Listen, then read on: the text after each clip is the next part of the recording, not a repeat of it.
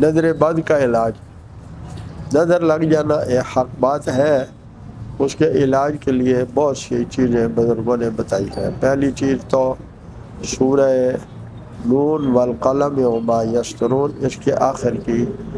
آیتیں ہیں فاصبر لحکم ربک سے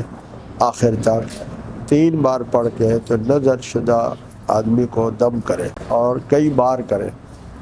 دوسرا یہ ہے کہ آخری 3 کل 12 بار پڑھ کے سر سے پاؤں تک دم بھی کرے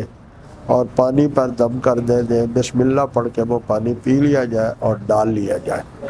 ایک بار سے نظر نہ اترے